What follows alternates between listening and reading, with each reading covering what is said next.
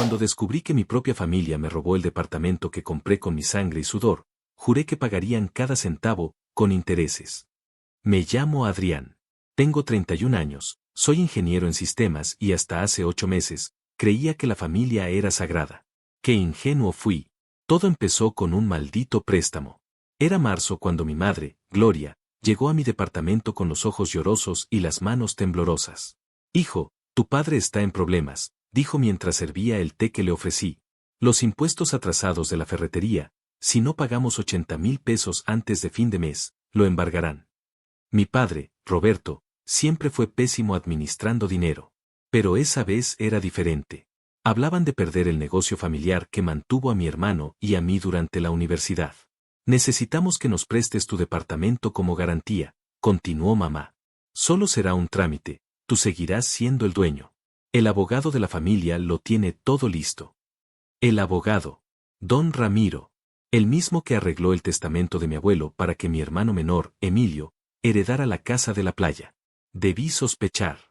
Pero cuando tu padre entró con la cabeza gacha y me mostró los documentos de embargo, firmé. Error número 1. 3 semanas después, recibí un mensaje de Emilio. Hermano, gracias por el regalo. No sabes lo que significa para Lucía y para mí. Adjuntaba una foto. Mi sangre se heló. Era mi departamento. Mi sala. Mis muebles. Pero ahora con cortinas nuevas y un letrero de bienvenidos a casa en la puerta. Llamé a mis padres, histérico. ¿Qué carajos pasa? Ese es mi departamento. Adrián, cálmate, respondió papá con esa voz calmada que usaba para ocultar mentiras. Emilio se casa el mes próximo. Necesitaba un hogar. Tú ganas bien, puedes comprar otro. Lo pagué yo. Con mi dinero. Firma los papeles de transferencia y te devolvemos lo de la hipoteca, interrumpió mamá. Es lo justo. Colgué antes de romper el teléfono contra la pared. Al día siguiente, fui a ver mi departamento. Emilio abrió la puerta con una sonrisa de triunfo. Ah, el antiguo dueño, bromeó. Lucía, su novia, se rió detrás de él. Salgan, dije con una calma que me sorprendió. No seas ridículo, respondió Emilio, señalando un marco en la pared. El título de propiedad con su nombre. Ahí lo vi. El documento era real. Mis padres habían transferido todo sin mi consentimiento final. Tienen una semana para irse, mentí. El contrato de arrendamiento sigue a mi nombre. Su sonrisa se desvaneció. Esa noche, hackeé el wifi de mi departamento. Todas las contraseñas seguían siendo las mismas. Su computadora, su nube, incluso su cuenta del banco donde mis padres le transferían dinero cada mes. Descubrí joyas. 1. Mis padres le pagaban la renta a Emilio, con mi dinero, porque aún pagaba la hipoteca. 2. El abogado Ramiro falsificó mi firma en la escritura definitiva. 3. Lucía estaba embarazada, según sus búsquedas en Google. Sonreí por primera vez en semanas. Ahora era mi turno. Primer movimiento, el divorcio. Contraté a una actriz. Necesito que interpretes a mi novia embarazada, le expliqué a Valeria, una excompañera de teatro. Y que exijas tu derecho sobre nuestro hogar. Llegó al departamento con lágrimas falsas y un vientre postizo. Tú destruiste nuestra familia, gritó frente a los vecinos mientras señalaba a Emilio. ¿Quieres dejar en la calle a tu propio sobrino? Los rumores volaron. Emilio, el hermano que robó el techo de un bebé. Segundo movimiento, el banco. Usé los extractos que descargué de su computadora. Señorita, hay irregularidades en esta hipoteca, le dije a la gerente del banco mostrando los pagos yo hacía a una propiedad que ya no estaba a mi nombre. Congelaron las cuentas de Emilio por fraude. Tercer movimiento, la humillación pública. La boda fue el escenario perfecto. 150 invitados. El vestido blanco de Lucía. Y mi regalo. Cuando el DJ anunció un video de los novios, proyecté lo que encontré en la nube de Emilio. Mensajes a su amante. Fotos en mi cama con otra mujer. Y lo mejor. Lucía solo me conviene por la herencia, decía su voz en un audio. El salón estalló. Hoy, el departamento vuelve a estar a mi nombre. Emilio y Lucía cancelaron la boda. Mis padres no me hablan. Y el abogado Ramiro está bajo investigación. Pero esto no termina aquí. Porque acabo de encontrar los documentos que prueban que la ferretería nunca estuvo en peligro. El olor a café quemado llenaba mi pequeño departamento de alquiler mientras analizaba los documentos frente a mí. Las páginas amarillentas del expediente bancario de mis padres contaban una historia muy distinta a su dramática súplica de ayuda. La ferretería Don Roberto nunca estuvo en quiebra. De hecho, según los estados de cuenta, el negocio había tenido su mejor trimestre en años cuando me pidieron el préstamo. Los impuestos atrasados eran una mentira tan elaborada como el vestido de novia que Lucía nunca llegó a estrenar. Mi teléfono vibró con una notificación de mi programa de rastreo. Emilio había vuelto a entrar a mi departamento. Sí, todavía lo llamo así aunque los papeles digan lo contrario.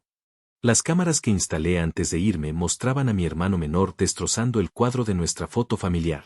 «Maldito seas, Adrián», gritó a las paredes vacías, con la voz quebrada por el whisky. Lucía lo había dejado. La familia de ella lo acusaba de estafador en redes sociales. Hasta su amante lo bloqueó después del escándalo en la boda. Por un segundo, casi sentí lástima. Don Ramiro tenía una debilidad, su amante de 20 años, la recepcionista de su bufete. Lo descubrí siguiéndolo durante 3 sábados seguidos al mismo motel de lujo. El día que grabé su conversación con el audífono oculto en un ramo de flores, entregado por un repartidor comprado, el viejo zorro soltó perlas como: «El caso de los Castillo es sencillo, corazón. Los padres tienen derecho a disponer de los bienes de los hijos si prueban necesidad familiar». Pero lo mejor vino después. Roberto me pagó el doble por asegurarse de que el menor herede todo. Al mayor ya lo tiene trabajando como esclavo. El video de esa confesión valía más que el departamento en disputa. Gloria Castillo siempre fue devota. Cada miércoles, sin falta, asistía al grupo de oración de las 5 de la tarde en la iglesia San Judas. Hice que Valeria, mi actriz, se infiltrara como nueva miembro. «Hermana, qué coincidencia», dijo abrazando a mamá el tercer día. «Yo trabajé con su hijo Adrián. Es un santo.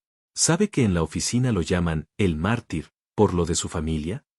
Los susurros entre velas hicieron el resto.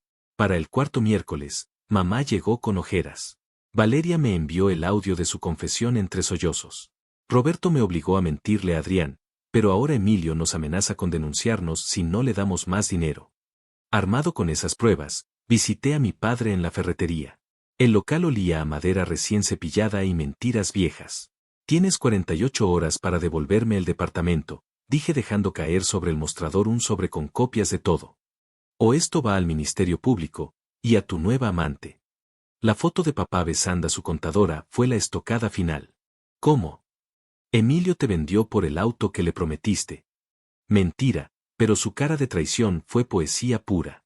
Lo que siguió fue un dominó de desastres. 1. Don Ramiro renunció a llevar su caso cuando alguien envió el video del motel a su esposa. 2. Emilio intentó demandarme, pero su propio abogado lo abandonó al ver las pruebas de fraude. 3. Mamá dejó a papá después de descubrir que la contadora no era su primera infidelidad. Y yo recuperé las llaves de mi departamento hoy. Las paredes olían a pintura nueva y resentimiento. Emilio había arrancado los cables eléctricos antes de irse, pero en el closet del dormitorio principal, encontré su diario escondido bajo un tablón suelto. Las páginas finales temblaban con su letra ebria. Adrián no sabe que el testamento del abuelo era falso. La casa de playa siempre debió ser suya. Papá me la regaló por ser el único hijo verdadero. ¿Único hijo verdadero? El piso se movió bajo mis pies. En ese momento, sonó el timbre. Era mamá, con una maleta y los ojos hinchados. «Hijo, necesito contarte algo sobre tu nacimiento». La maleta de mamá golpeó el piso de mi departamento con un sonido hueco. Sus manos temblaban alrededor de una carpeta manila desgastada, atada con un cordón rojo que reconocí al instante. Era del archivo secreto que papá guardaba bajo llave en el estudio. «Siento que debes ver esto antes de que...» Su voz se quebró, «antes de que tu padre destruya las pruebas». El primer documento que saqué hizo que el aire se me atorara en la garganta. Certificado de nacimiento. Nombre: Adrián Gabriel Castillo Mendoza. Padre: Roberto Castillo Hernández. Madre: Gloria Mendoza Reyes. Y luego, en letras temblorosas escritas a mano al margen: reconocimiento paterno bajo presión, ver acta notarial adjunta. Mamá colapsó en mi sofá, derramando sobre la mesa de centro una colección de papeles que olían a humedad y mentiras viejas. Fotos de ella embarazada, con el rostro desencajado en lo que ahora reconocía como pánico, no incomodidad. Cartas de amor firmadas Ernesto, Eduardo, con frases como nuestro hijo nacerá libre de ese tirano. Un testamento original del abuelo donde yo aparecía como heredero universal. Roberto no es tu padre biológico, susurró mamá. El reloj de la pared marcaba las 3:17 de la mañana cuando terminé de conectar los puntos. Papá, Roberto, sabía que no era mi padre. Se casó con mamá para salvar las apariencias. 2. El abuelo lo descubrió antes de morir. Por eso cambió el testamento a mi favor. 3. Papá falsificó el documento final con ayuda de Ramiro, desheredándome por indigno. ¿Y Emilio? Pregunté, aunque ya sabía la respuesta. Mamá bajó la mirada. Es su hijo legítimo. Por eso siempre lo prefirió. Mientras mamá dormía agotada en mi habitación, rastreé cada pista. Localicé al notario que firmó el reconocimiento paterno forzado de Roberto. El viejo vivía en un asilo en Cuernavaca. Encontré a Ernesto Valdivia, un profesor de música de mamá, muerto en 2010, pero su hermana guardaba cartas donde juró reconocerme. El diario de Emilio revelaba que él sabía la verdad desde los 15 años. Papá me dijo hoy que Adrián es un bastardo, que la casa de playa es mía por sangre. Al fin me trata como el hijo verdadero. Anotado el día que cumplió la mayoría de edad. Necesitaba una confesión. Usando un número bloqueado, llamé a Emilio. Sé que no somos hermanos, pero tengo pruebas de que papá envenenó al abuelo para cambiar el testamento. Mentira. El silencio al otro lado duró exactamente 7 segundos antes de que soltara. Eso es imposible. El viejo murió de un infarto. Yo estaba allí cuando. Se detuvo demasiado tarde. Grabación conseguida. Reuní a la familia por última vez en la casa de playa que siempre anhelé. Papá llegó borracho. Emilio, con un ojo morado después de una pelea en el bar. Mamá se sentó a mi derecha, sosteniendo mi mano como si temiera que yo también desapareciera. Hoy se acaba esto, dije colocando en la mesa. 1. El testamento original. 2. La grabación de Emilio. 3. El acta notarial de mi verdadero padre. Roberto palideció. Emilio vomitó en la alfombra persa. Firmarán la devolución de todas mis propiedades, continué, o esto llega a la fiscalía. Fraude, falsificación, y quizá homicidio. Nunca vi a 2 hombres firmar tan rápido. Epílogo, 1 año después. La ferretería ahora es una cafetería que administra mamá. Emilio trabaja en Alaska como pescador, según sus raras publicaciones en Facebook. Roberto vive en un departamento de soltero que huele a derrota y ginebra barata. Y yo. Estoy sentado en mi terraza frente al mar, escribiendo esta historia mientras el notario revisa los papeles para vender la maldita casa de playa. El comprador es un tal Ernesto Valdivia Jr., medio hermano que encontré durante mi investigación. Se parece a mamá en la sonrisa. El notario había terminado de firmar los documentos cuando recibí el mensaje anónimo. La casa de playa no es tuya para vender. Hay un heredero que desconoces. Pregúntale a Gloria sobre 1989. El número era desconocido, pero el último detalle me heló la sangre. 1989, el año en que nací. Mamá rompió a llorar cuando le mostré el mensaje. No puede ser, él juró que se lo llevaría a la tumba, murmuró, hundiendo las uñas en los brazos del sillón. La historia que salió entre sollozos era más retorcida que cualquier cosa que hubiera imaginado. Ernesto Valdivia no era mi único padre biológico. En 1988, mamá tuvo un affair con los 2 hermanos Valdivia, Ernesto y Eduardo. El abuelo Castillo lo descubrió y amenazó con desheredar a papá si no arreglaba el escándalo. Roberto obligó a Eduardo a irse del país cuando supiste que estabas embarazada, dije, conectando los puntos. Mamá asintió, limpiándose las lágrimas con mi pañuelo. Pero antes de irse, dejó algo en la casa de playa. Dijo que algún día su hijo lo reclamaría. La casa de playa guardaba secretos en sus paredes. Literalmente. Mientras inspeccionaba el sótano, esa parte que siempre olía a sal y humedad, encontré una losa suelta bajo las escaleras. Dentro, un cofre oxidado con 3 objetos. 1. Un reloj de bolsillo con la inscripción para mi hijo, en el año que no podré verlo crecer. 2. Un testamento olvidado del abuelo, donde dejaba el 30% de sus bienes a los descendientes legítimos de Eduardo Valdivia. 3. Una foto de mamá embarazada, con 2 hombres idénticos a cada lado. Gemelos. Rastrear a Eduardo Valdivia fue más fácil de lo esperado. El hermano perdido había muerto en un accidente de tránsito en Chile, pero su obituario mencionaba a un sobreviviente.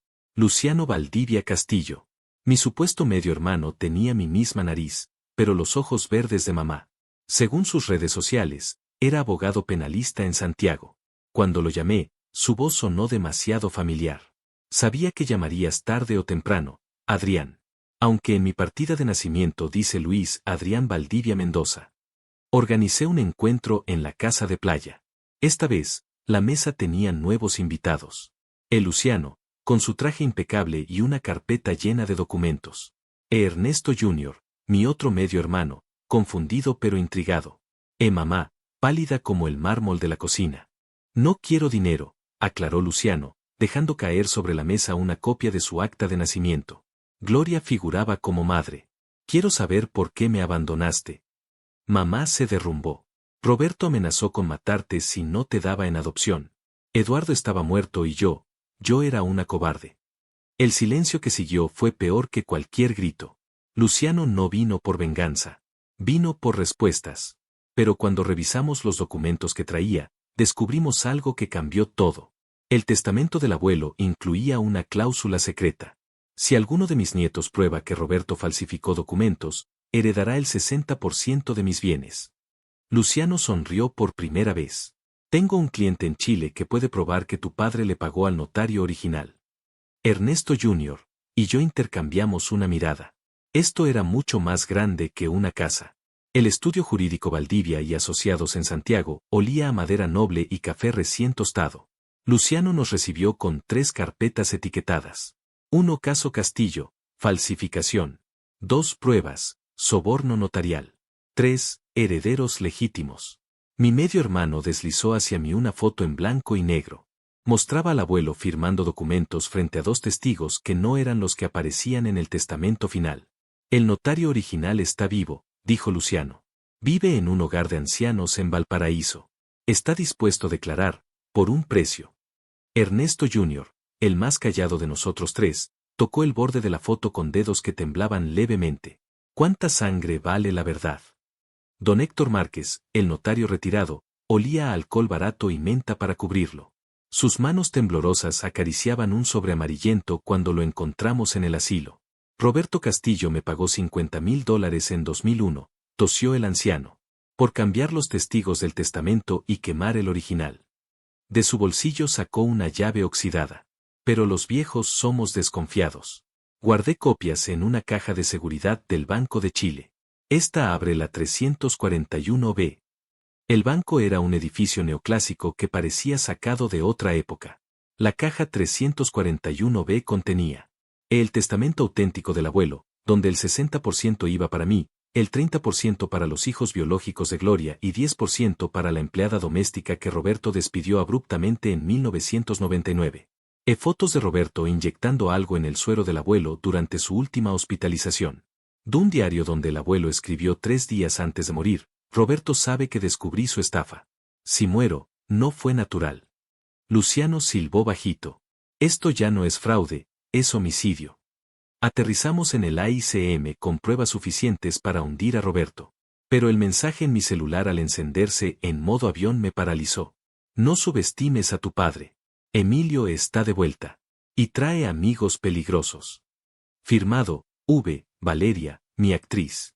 El aeropuerto bullía con viajeros cansados, pero mis sentidos se agudizaron. Alguien nos observaba desde la cafetería. Emilio. Más flaco, con el cabello rapado y una cicatriz que le cruzaba la ceja izquierda. A su lado, 2 hombres con pinta de exmilitares sostenían café sin beber. Luciano siguió mi mirada. Problemas. El tipo que me robó el departamento, musité. Parece que Alaska no le sentó bien. Roberto jugó su última carta esa noche. Mientras los 3 hermanos revisábamos documentos en mi departamento, sonó el interfón. Era un repartidor con un paquete para mí. Error. Yo no había pedido nada. El paquete contenía un teléfono móvil antiguo. Al encenderlo, mostró un video en loop. Mamá, amarrada a una silla en lo que reconocí como el almacén de la ferretería. Emilio aparecía detrás de ella, acariciando un cuchillo de carnicero. Papá quiere una reunión familiar, susurró mi hermano al lente. Trae las pruebas. O Gloria sangrará como el abuelo. Luciano cerró su laptop con un golpe seco. Voy a llamar a contactos en la fiscalía. Ernesto Jr., el más pacífico de nosotros, se levantó con una determinación que no le conocía. Yo conozco ese almacén. Hay una entrada trasera por el taller. Saqué mi propio as bajo la manga. Valeria sigue en contacto con la hermana de Lucía. Sabe todos los movimientos de Emilio. El teléfono del paquete vibró. Un mensaje nuevo. 24 horas. Ferretería Don Roberto. Vengan solos. Sonreí sin humor. Nunca aprendieron. La ferretería Don Roberto olía a barniz y mentiras viejas. Las estanterías de madera, que alguna vez sostuvieron herramientas y pinturas, ahora eran testigos mudos del último acto de nuestra tragedia familiar. Llegamos exactamente a medianoche. Luciano entró primero, con su traje impecable y una carpeta de abogado que escondía una grabadora. Ernesto Jr., el más joven de nosotros, se coló por el taller trasero como habíamos planeado, llevando consigo un celular con transmisión en vivo hacia la fiscalía. Yo caminé por la puerta principal, con las manos visibles y una mochila que supuestamente contenía las pruebas, pero en realidad llevaba el arma más peligrosa, el testamento original del abuelo. Roberto estaba sentado tras el mostrador, limpiando una llave inglesa con un trapo sucio. A sus pies, mamá, con un ojo morado y las manos atadas, me miró con una mezcla de vergüenza y terror. Emilio y sus dos matones bloqueaban la salida. Pensé que vendría solo, escupió Roberto. Ya aprendí a no confiar en la familia, respondí, dejando caer la mochila al suelo. Luciano abrió su carpeta con calma. Según el Código Penal, artículo 392, el coaccionar a un familiar con violencia para obtener un beneficio económico tiene pena de 8 a 15 años. Roberto se rió, pero sus ojos titilaron hacia Emilio. ¿Y qué? Gloria dirá que fue un accidente. ¿Verdad, cariño? Mamá bajó la mirada. Fue entonces cuando Valeria entró por la puerta trasera con la hermana de Lucía, y una sorpresa. Lucía, con su vientre ahora plano, el embarazo había sido falso, como descubrimos, llevaba de la mano a un niño de unos 3 años. El hijo secreto de Emilio. Saluda a tu abuelo, Javier, dijo Lucía con voz dulce. El color se esfumó del rostro de Emilio. ¿Qué? Sí, amor, continuó Lucía. El mismo que abandonaste cuando te fuiste a Alaska. El que nunca registraste. Roberto dejó caer la llave inglesa. Fue Ernesto Jr. quien dio el golpe final. Transmití todo en vivo a la fiscalía, dijo, mostrando su celular. Incluyendo tu confesión, tío. Las sirenas ya sonaban en la distancia cuando Roberto intentó huir por el almacén, solo para toparse con don Héctor, el notario, escoltado por 2 agentes. Lo siento, Roberto, dijo el anciano. Pero mi conciencia vale más que tus $. 6 meses después. Roberto cumple condena por homicidio calificado, el abuelo, fraude y secuestro.